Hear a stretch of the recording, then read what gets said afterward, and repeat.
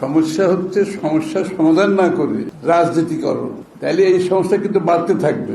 সমস্যার সমাধান না গিয়ে রাজনীতিকরণের পথটা বেছে নিলে এটা বাড়তে থাকবে এবং সারা দেশে অনেকগুলো ইনসিডেন্ট ঘটছে।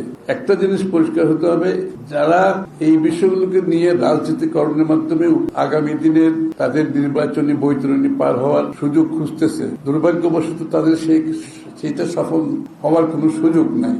কারণ এইসবের মাধ্যমে, এই ধরনের মিথ্যাচারের মাধ্যমে, এটাকে রাজনীতিকরণের মাধ্যমে মানুষের চোখ অন্যদিকে নিয়ে যাওয়ার কোনো সুযোগ নাই।